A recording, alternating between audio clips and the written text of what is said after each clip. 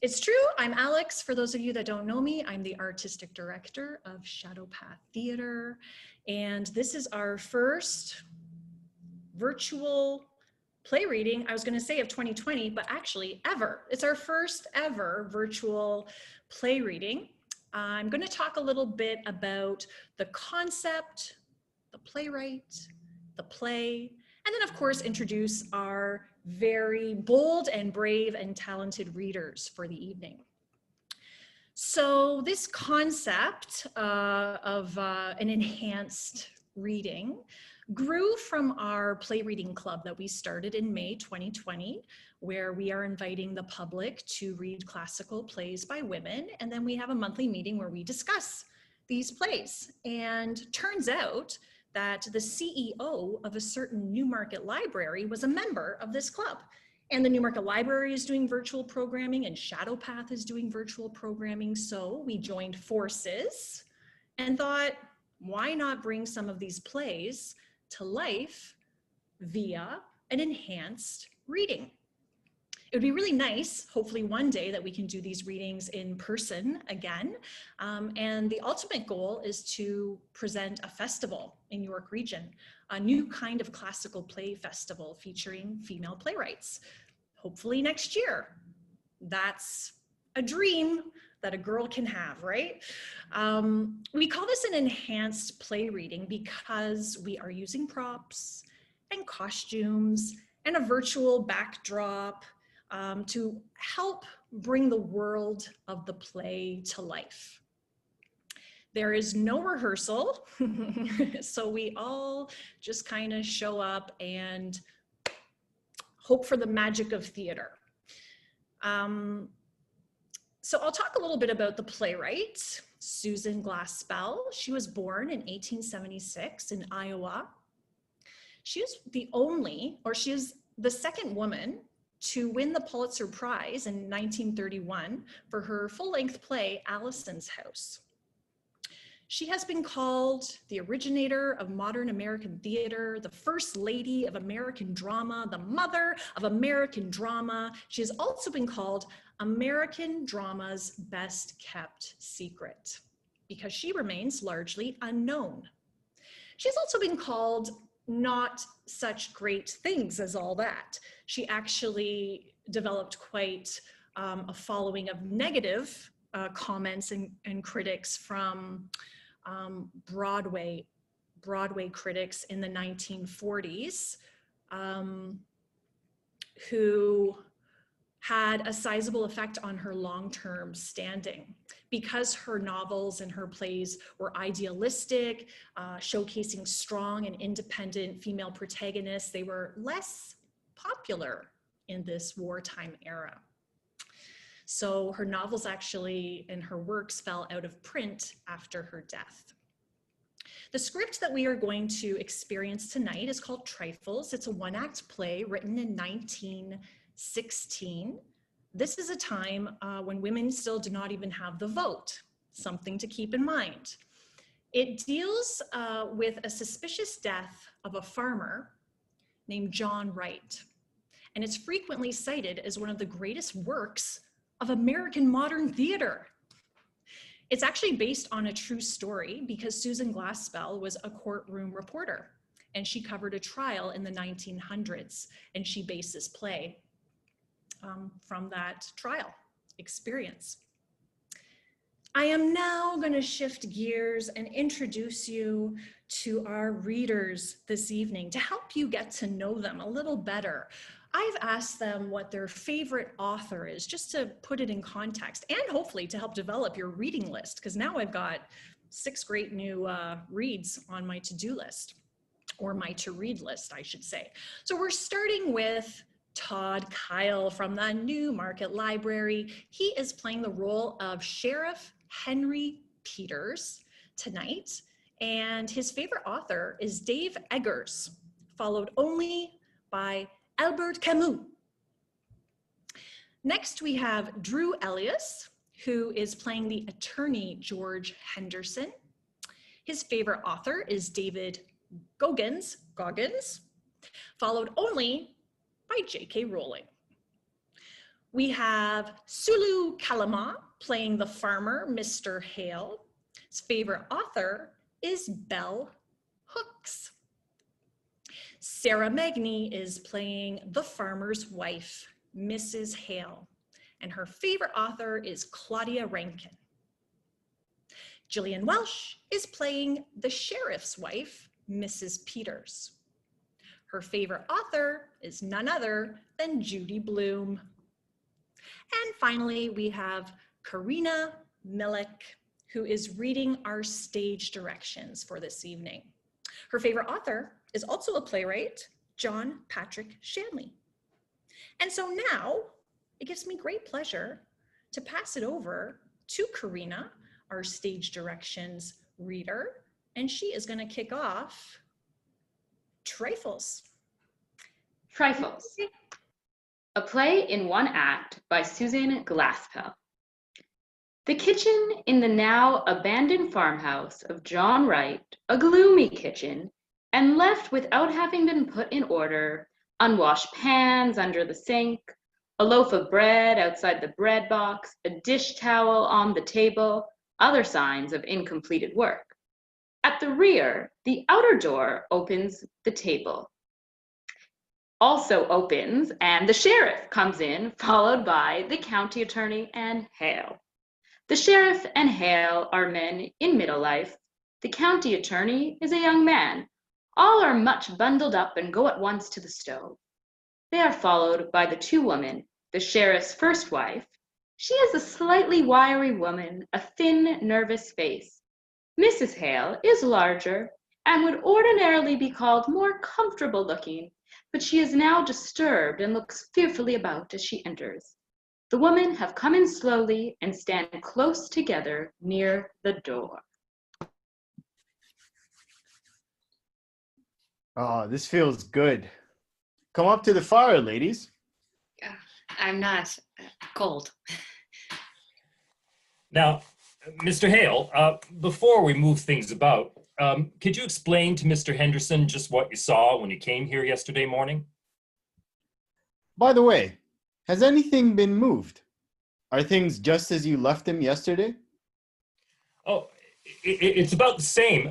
When it dropped below zero last night, I thought I'd better get Frank out here this morning just to start a fire for us. I mean, no use getting pneumonia when we got a important case on, but I told him not to touch anything except the stove, and you know Frank. Somebody should have been left here yesterday. Yesterday, when I had to send Frank to Morris Center for that man who went crazy, you know, I want to tell you, I had my hands full yesterday. I knew you could get back from Omaha today, so as long as I went out there myself. Well, Mr. Hale, tell just what happened when you came here yesterday morning. Harry and I had started to town with a load of potatoes. We came along the road from my place, and as I got here, I said, I'm going to see if I can't get John Wright to go in with me on a party telephone. I spoke to Wright about it once before, and he put me off, saying folks talk too much anyways, and all he asked was some peace and quiet. I guess you know how much he talked himself.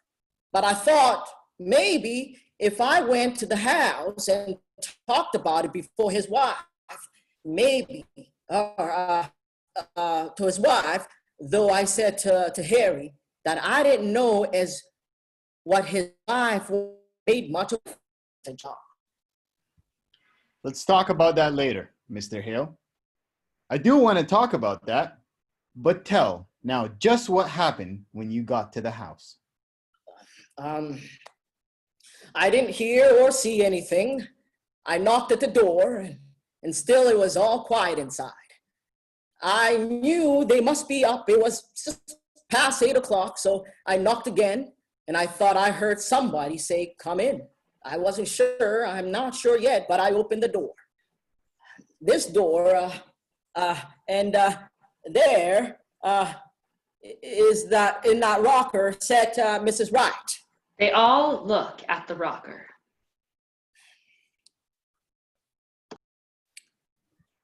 What was she doing?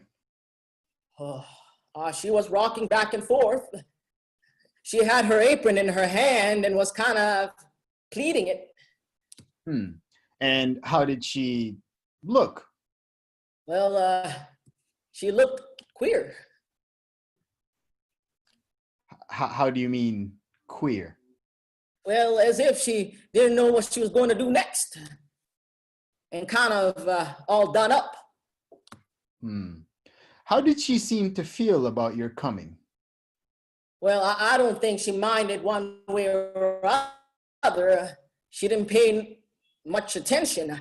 I said, "How do, Miss Wright? It's cold, ain't it?" And she said, "Is it?" And went on kind of pleading on her apron. Well, I was surprised. She didn't ask me to come up to the stove or to sit down, but she just sat there and not even looking at me.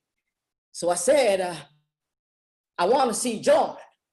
And then she laughed. I guess you would call that a laugh.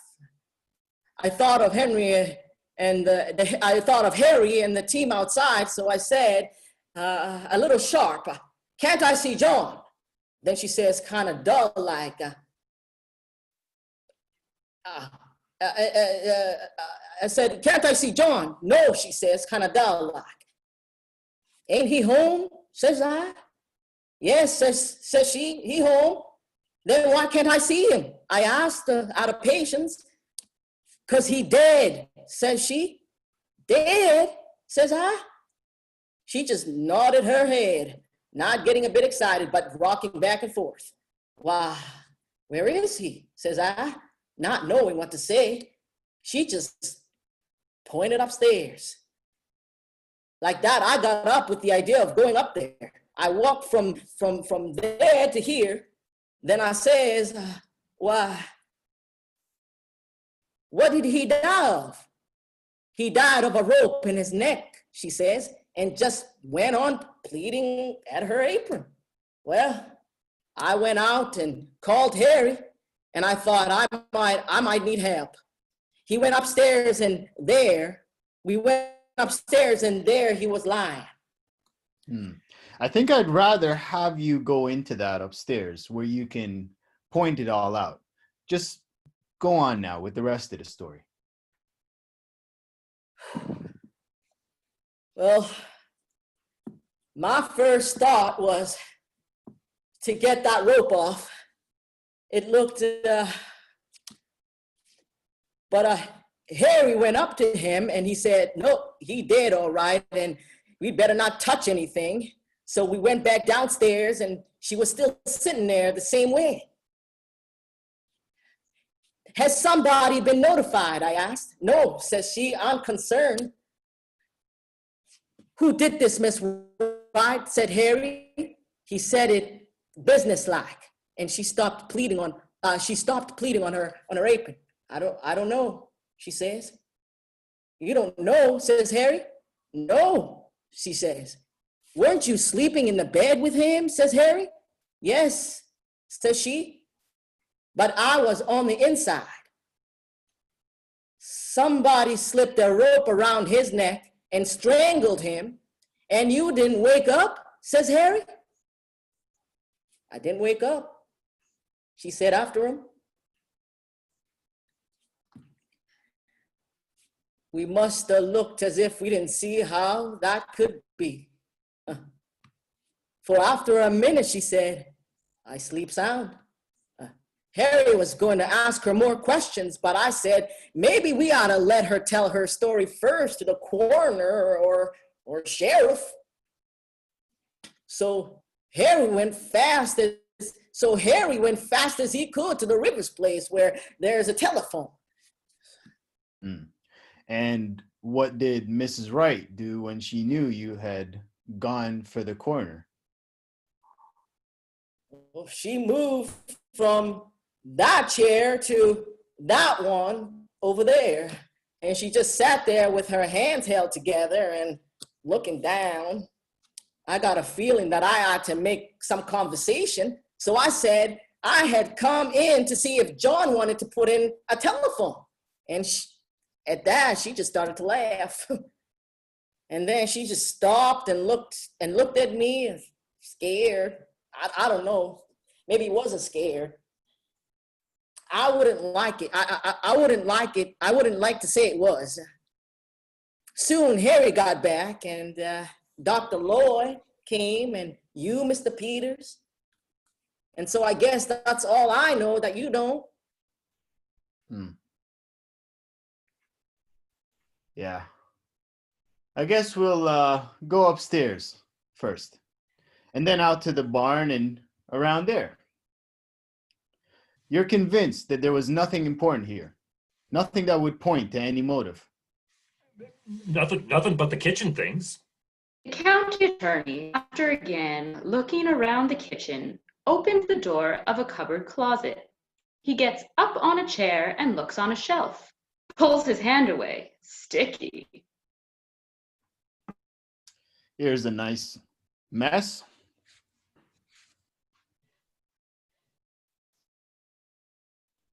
Oh, her fruit, it did freeze. She worried about that when it turned cold. She said the fire would go out and her jars would break. Well, can you beat the women held for murder and worrying about her preserves?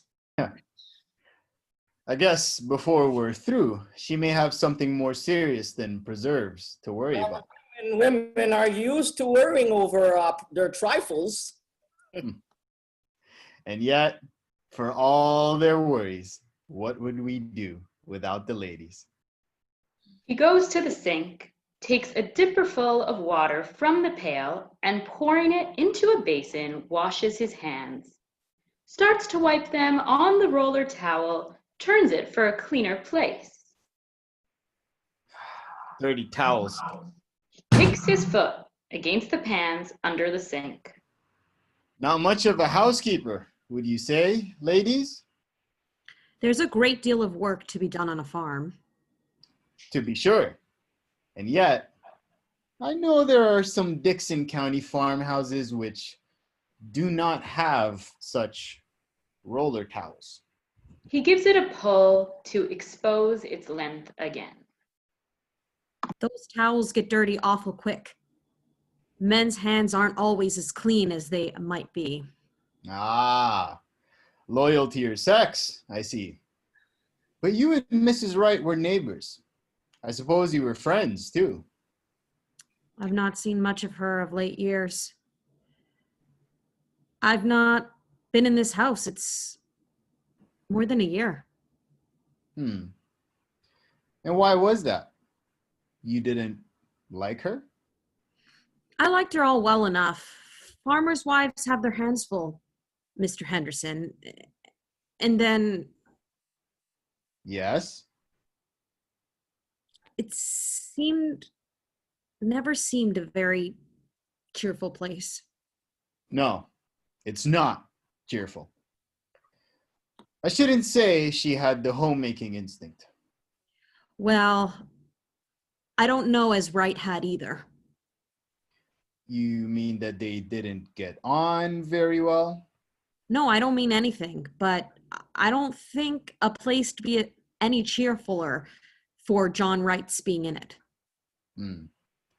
I'd like to talk more of that a little later. I want to get a lay of things upstairs now. He goes to the left, where 3 steps lead to a stair door. I suppose anything Mrs. Peters does will be all right. She was to take in some clothes for her, and a few little things. We left in such a hurry yesterday. Yes, but I would like to see what you take, Mrs. Peters, and keep an eye out for anything that might be of use to us. Yes, Mr. Henderson. The woman listened to the men's steps on the stairs, then look about the kitchen. I'd hate to have men coming into my kitchen snooping around and criticizing. She arranges the pans under the sink, which the lawyer had shoved out of place. Of course, it's no more than their duty.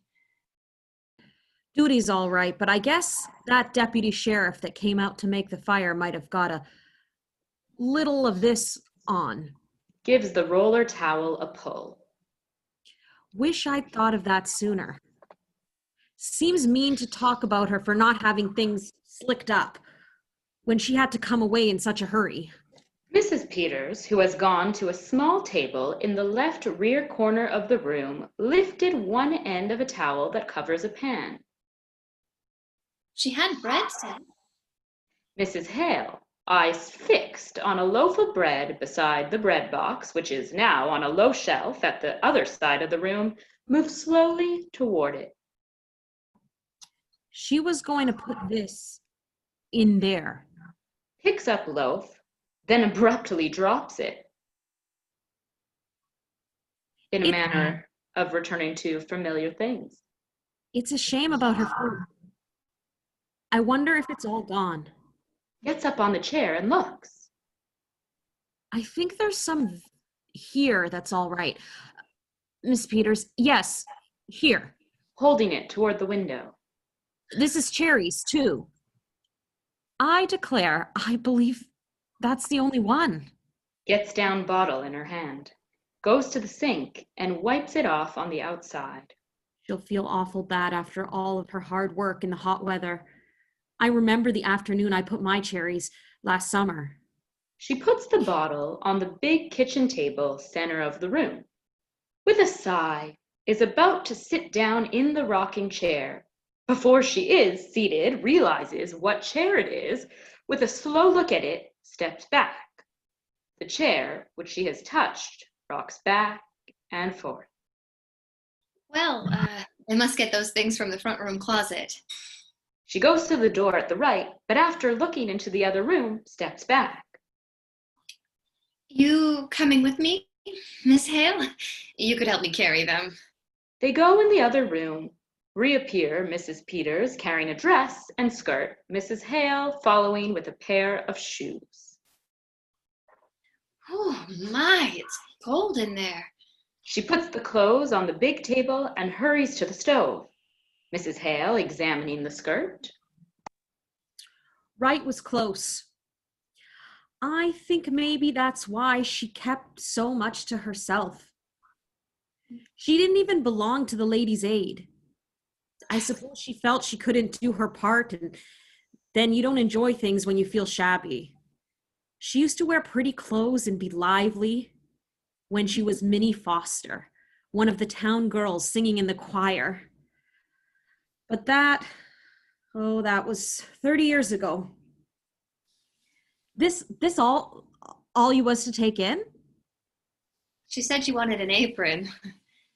Funny thing to want, for there isn't much to get dirty in jail, goodness knows. But I suppose just to make her feel more natural. She said there was one in the top drawer in this cupboard. Yes, here.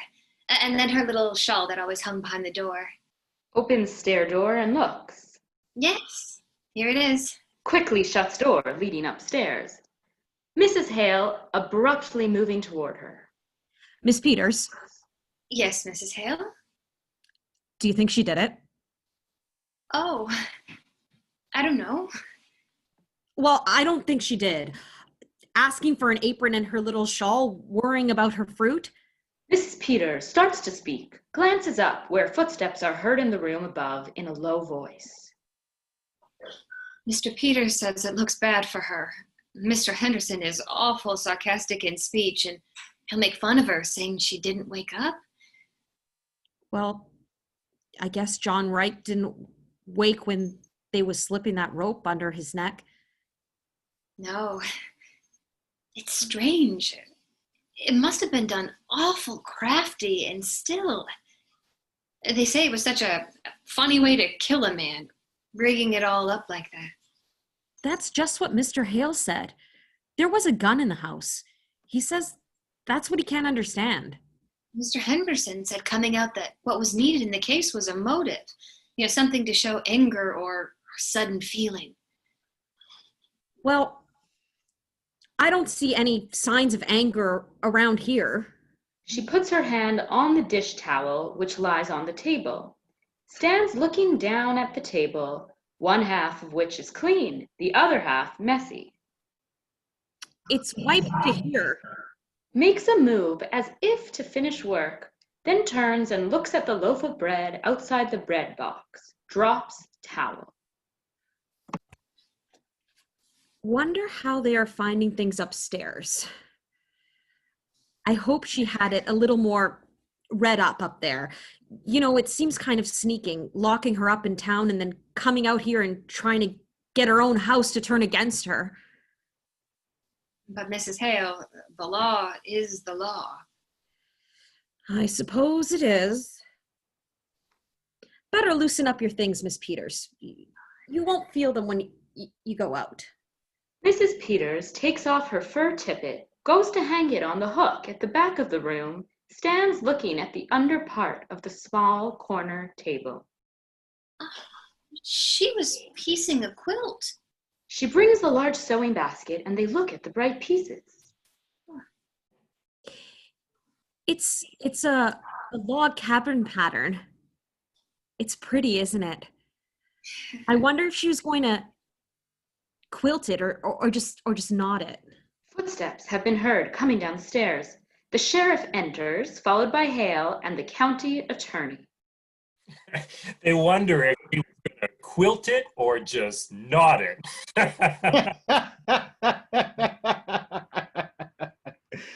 Oh, man. Frank's fire didn't go up much there, did it? Well, let's go out to the barn and get that cleared up. The men go outside. I don't know, as there's anything so strange, our taking up our time with little things while we're waiting for them to get evidence. She sits down at the big table, smoothing out a block with decision. I don't see it as anything to laugh about. Of course, they've got awful important things on their minds. Pulls up a chair and joins Mrs. Hale at the table. Mrs. Hale examining another block. Miss Peters, look at this one. Here, this is the one she was working on. And look at the sewing. All the rest of it has been so nice and even, and look at this. It's all over the place. Why, it looks as if she didn't know what she was about. After she has said this, they look at each other, then start to glance back at the door. After an instant, Mrs. Hale has pulled at a knot and ripped the sewing.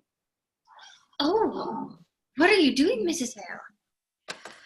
Just pulling out a stitch or two that's not sewn very good. Threading a needle.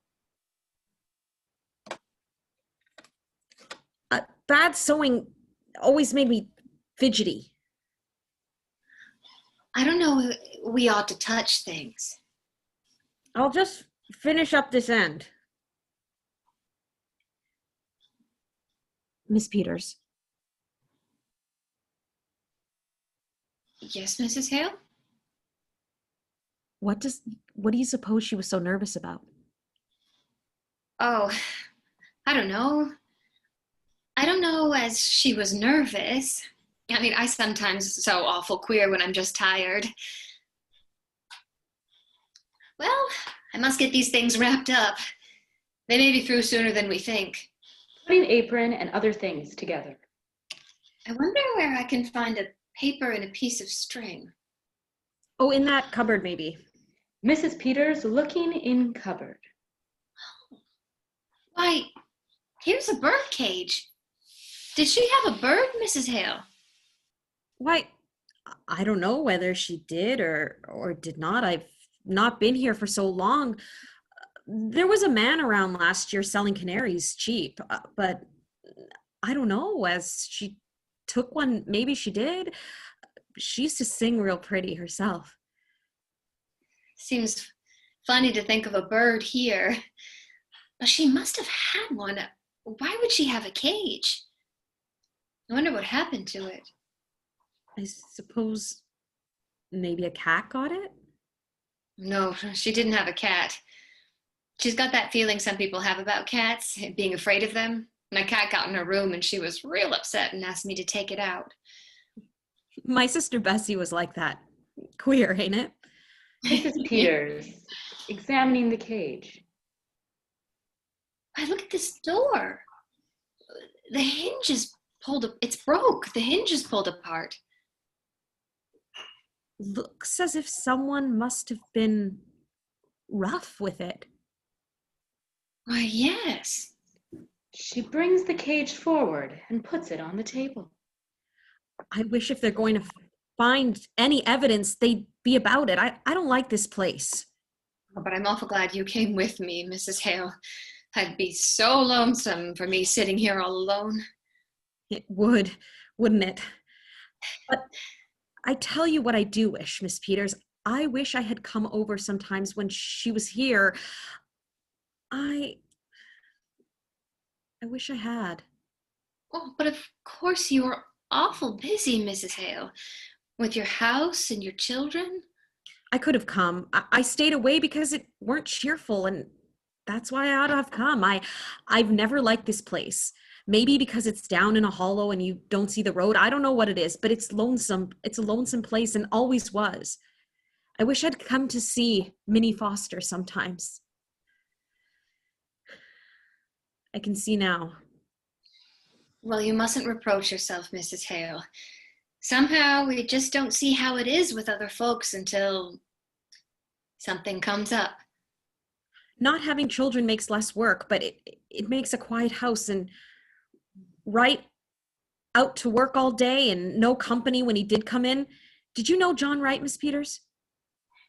Not to know him. I've seen him in town. They say he was a good man. Yes. Good. He didn't drink and kept his word as well as most, I guess, and paid his debts. But he was a hard man, Miss Peters. Just to pass the time of day with him, like a raw wind that gets to the bone.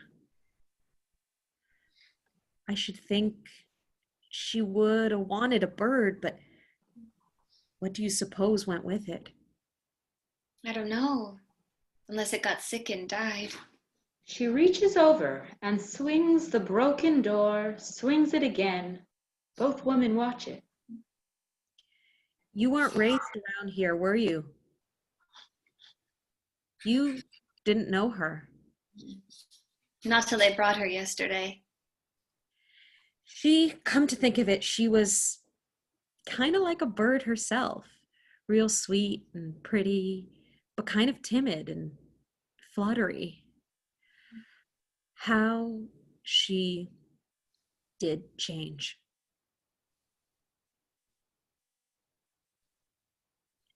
Tell you what, Miss Peters, why don't you take the quilt with you? It might take up her mind. Well, I think that's a real nice idea, Mrs. Hale. There couldn't possibly be any objection to it, could there? Now, just what would I take? I wonder if her patches are in here and her things. They look in the sewing basket. Here's some red. I expect this has got sewing things in it. Brings out a fancy box. What a pretty box. Looks like something somebody would give you. Maybe her scissors are in here. Opens box. Suddenly puts her hand to her nose. Why, Mrs. Peters bends nearer, then turns her face away. there's something wrapped in this piece of silk. Why, this isn't her scissors. Mrs. Hale lifting the silk. Oh, Miss Peters, it's... Mrs. Peters bends closer. It's the bird. Mrs. Hale jumping up. But Miss Peters, look at it. Its neck. Look at its neck. It's all other to the side. Somebody wrung its neck.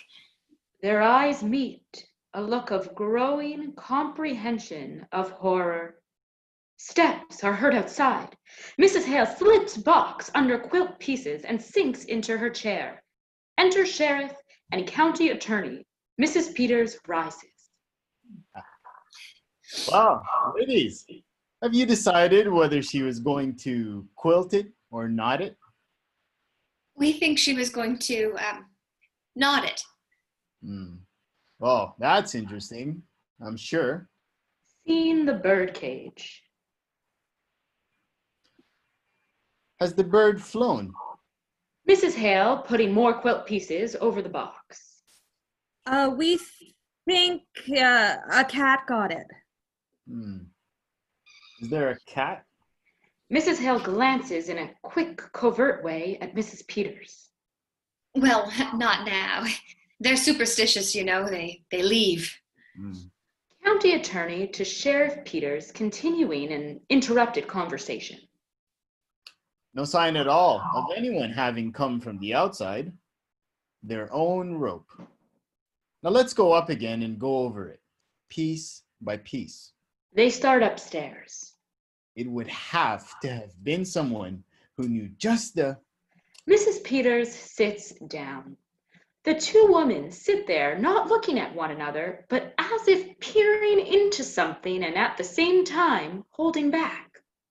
When they talk now, it is in the manner of feeling their way over strange ground, as if afraid of what they are saying, but as if they cannot help but saying it. She liked the bird. She was going to bury it in that pretty box. When I was a girl, my kitten, there was a boy took a hatchet and before my eyes, and before I could get there, if they hadn't held me back, I would have. Catches herself, looks upstairs where steps are heard, falters weakly. Hurt him. I wonder how it would seem never to have had any children around. No, Wright wouldn't like the bird, the thing that sang. She used to sing. He killed that too. We don't know who killed the bird. I knew John Wright. It was an awful thing that was done in this house that night, Mrs. Hale. Killing a man while he slept, slipping a rope around his neck that choked the life out of him. His neck choked the life out of him. Her hand goes out and rests on the birdcage. We don't know who killed him, okay? We don't. We don't know. If there'd been years and years of nothing, then a bird to sing with you, it would be awful. Still, after the bird was still. I know what stillness is. When we were homesteaded in Dakota, and my first baby died, after he was 2 years old and me with no other then.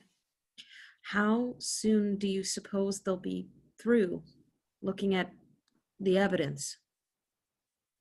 I know what stillness is. The law has got to punish crime, Mrs. Hale. I wish you'd seen Minnie Foster when she wore a white dress with blue ribbons and stood up there in the choir and sang. Oh, I wish I'd come over here once in a while. That was a crime. That was a crime. Who's going to punish that? We mustn't take on. I might have known she needed help. I know how things can be for women. I tell you, it's queer, Miss Peters. We live close together and we live far apart. We all go through the same things. It's all just a different kind of the same thing. Noticing the bottle of fruit, reaches out for it. If I was you, I wouldn't tell her her fruit was gone. Tell her it ain't. Tell her it's all right. Take this to prove it to her. She may never know whether it was broke or not.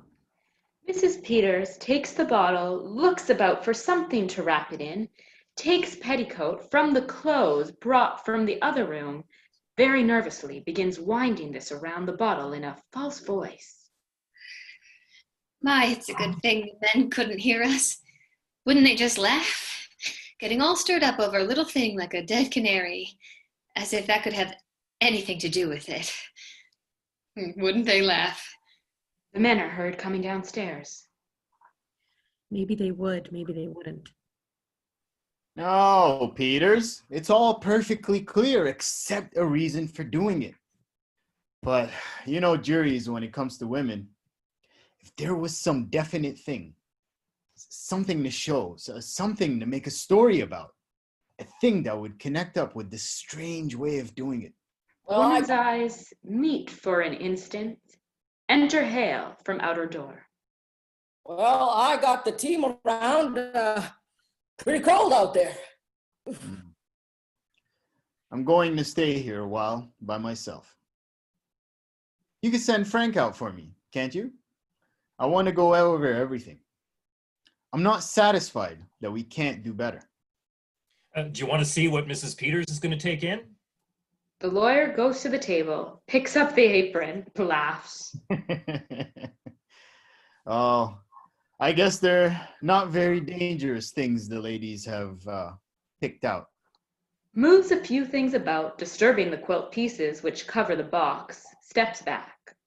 No, Mrs. Peters doesn't need supervising.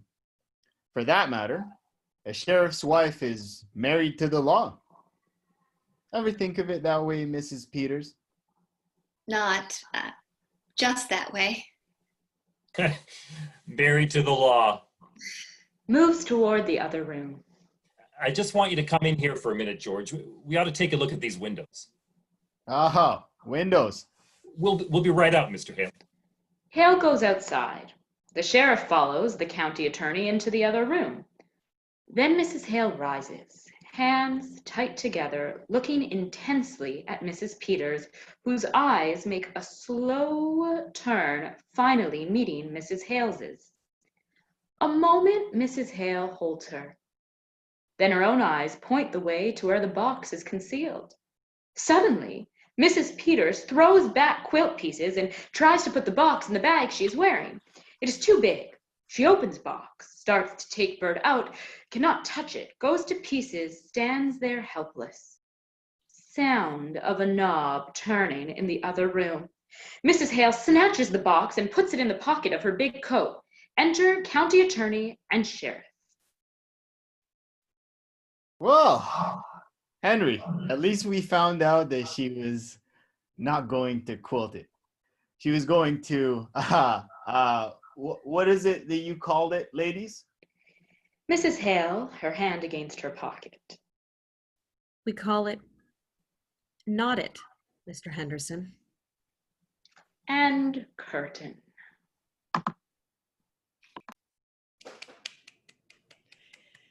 Yay! We did it. Yes, you can virtually applaud or in real life applaud. Yay, congratulations everybody. So if you are interested in chatting about anything in this script, I'll just mention a few things about how the playwright, Susan Glaspell, how she was influential, and then I'll pose some questions myself, and I'll take some questions if there are any out there. So Susan Glaspell's writing explored women's domestic lives and emotions and gave a new importance to daily family life, the home, and the power of women. She actually founded the Provincetown Players Theatre Company, which was the first ever American modern theater. And she discovered such influential playwrights as Eugene O'Neill. She introduced a feminist narrative to theater. She was known as a master of dialogue and also brought in political and social commentary to her plays. So maybe I'm just gonna, actually I'd like to ask everyone here, and you can respond either with like a thumbs up or writing in the chat, whether you're a reader or audience member. Who here, raise of hands or thumbs, has heard of Susan Glaspell before?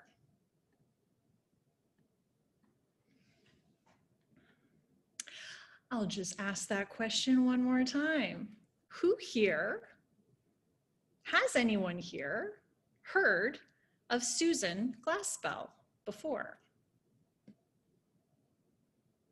Okay, there is one thumbs up. Okay, good. Well, that makes me feel a little bit better. Maybe I'll just start by asking the readers themselves, either positively or negatively, what impacted you about this script? Does anybody have any thoughts to share? Maybe we'll start with Sarah, who's playing Mrs. Hale. And I'll just mention that the very first production of Trifles was in 1917, and Susan Glaspell herself played the character of Mrs. Hale. So Sarah, maybe we'll start with you. How did you feel, or what did you feel as far as impact, as far like what impacted you about this play, if anything, positive, negative? Yeah, well, I'm also part of the reading club, so I think I might have brought this up for anybody who was there, because I know a couple people were there as well. The characters, the writing of these characters is so strong, and as a person with a performance background as an actor, it's like it's always such an honor, and it always makes your job so much easier to have just these well-written characters who have such clear intentions. Every time I read the script, including this time right now when I was acting in it, I learned something new about Mrs. Hale, and it's just incredible to me that this is what the magic of this script is for anybody who knows as a writer, if you've ever tried to write a play, that the kind of impact that she could have in 9 pages, that she could have that much impact is so incredible. That's unbelievable that you can do that. This is a 9-page script. So Mrs. Hale she's got so many layers to her, and I love her so much. And it's hard for me to say that about a character that's written in 1916 that's a woman, because it's like never exciting to play. It never has been in my experience. And she's so intricate, and Mrs. Peters is so interesting too, and the two of them are very different. And all of the characters in the play, the characters are so well developed. And again, for a 9-page play that's maybe 20 minutes long, that's an incredible feat. So that's my opinion. I agree. When I first read the play, I was like, okay. And then it's so simple and subtle, the way it's written. And there's so much power packed into it that it almost takes just a little bit to digest. And usually I find a second read or another experience with it to actually start to realize the cleverness behind it. Did anyone else, as far as our readers go, have any feelings as far as the impact? I just want to say one thing that I think is super cool in reading it is it's almost like the lead character is not in the play. Like they all talk about her, and I just think that is like such a cool style. I think Alex and I were talking about this like over Zoom last week, and we're just like, it's so cool that she put the central character of what all the business is about not in the script. Like not a lot of people do that, and I think it's really risky, and I think it works really well. So it was pretty cool. Yeah, actually, it is kind of another interesting technique where you never meet Minnie Wright. You never actually meet this woman. You hear about her from other characters, but that's also a very specific theater technique or device where you never actually meet this person that the whole script is based upon. And it's this absence that actually is a potential theme in the play, the absence of our main protagonist, Minnie Foster, or Minnie Wright, her married name, as well as the absence and neglect she felt from her husband and so forth. Any other thoughts and feelings from our readers as far as how this script impacted you? I thought it was really, really cool the way the male characters, the sheriff and the attorney especially, were just so full of bluster, and we think we're so self-important, but in fact we really have no clue what's going on. And I thought it was amazing. The other thing I just thought of, we had talked earlier in our discussion about how it's interesting how the women keep referring to themselves just by their married names, Mrs. Hale and Mrs. Peters, rather than their first names. But I didn't realize till we did it this time that when Mrs. Hale refers to Minnie Foster, she's doing it for a reason, because she's talking about her not as a married woman or a woman who is only worthwhile because she's married.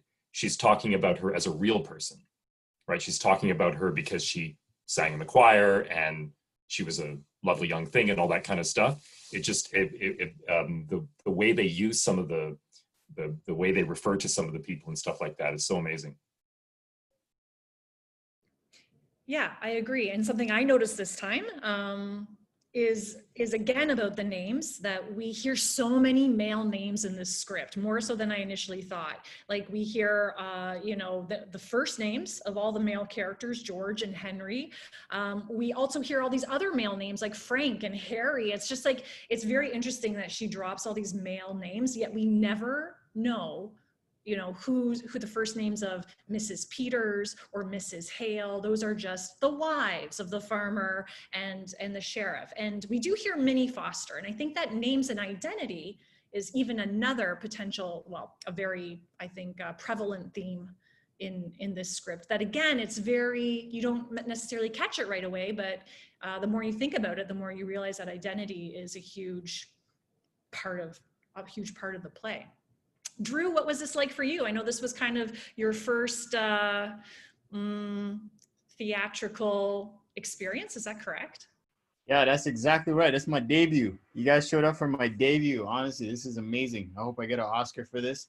Definitely an Oscar for the sheriff, Henry Peters. God, that was amazing. Honestly, that was really, really great. Even the costumes, we all did an amazing job. I thought it was absolutely fantastic. And actually, while I was kind of I tried to do something a little bit different, like figuring out what the costume was. I watched the district attorney, Mike Hennepin from America, just to try to get that cadence, the way they talk. And there's a lot of difference between now and back in the day. And the more I started researching it, I found myself actually pulled into this play, because the way things existed back then was so different than what we had now. Like there was no such thing as, 911, you just call a cop. People dealt with things in a very old school way. So if you had like a sheriff, the sheriff would be the only lawmaker for like a 150-mile radius, right? And then the district attorney or the county attorney only shows up in cases like this, where it's like some crazy murder and they have to figure out what's going on and the county's trying to prosecute. But most of the time, people just handle things like that on their own, right? Like if you go to a bar and some guy disrespects you, they pull off the glove and slap him across the face and say, I challenge you to a duel. And then they go duel outside. And it's like, it's a very old school way of dealing with things. And it was interesting to see how that manifested in the play. It's like the girls figure out, oh, wait a minute, maybe he killed the bird. That's enough to make you want to kill anybody, especially in a time where, we're talking about women being constrained by marriage. They can't have jobs. It's all based on the marriage. You're relying on this partner as your source of happiness. And then that person kills the one thing that you enjoyed the most, along with her singing career, right? That's why they referred to her as Minnie Foster, because she had a stage personality. At least that's what I thought, right? Her stage personality kind of defined her as more than just a wife. And as soon as he took that away, then she came up with this, ingenious way to kind of hang him and pull him up. And during that time, the thing that I found the most interesting was whenever you had a wife, it was commonplace for men that a woman should be subservient to her men. So whatever he says goes. She looks to him for direction. Whatever he's doing, that's what she's doing. So if he's the county attorney, she cares about justice. If he's a doctor, she cares about the human health and the body and that sort of thing. If he's a social worker, she cares about homeless kids, da-da-da-da-da. In this particular case, I thought it was interesting that you had the sheriff's wife as the one who was, kind of conspiring against her husband in a way and taking that bird and then putting it inside. It shows you a lot about, her integrity, how she kind of held together to the cultural norms at the time.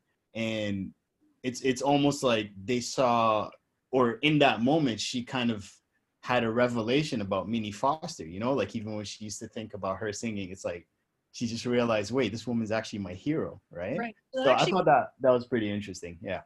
So that brings me to just one more question that I have that I'm actually going to pose to Mrs. Peters, Jillian. Did the women do the right thing? Yeah, I think so. I think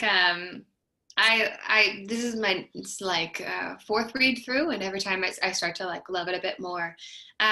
This time it really dawned on me how it really, like, this theme of in the ways in which men silence women's voices, and then also like a larger discussion of empathy, the law, and where justice lies between.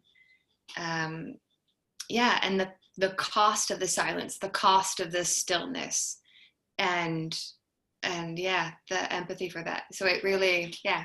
So yes, I think they did the right thing. Does any reader feel like the women, like, do they feel differently? Do they feel like the women did the wrong thing? Guess I'm supposed to be the voice of the law, eh? No. Yes.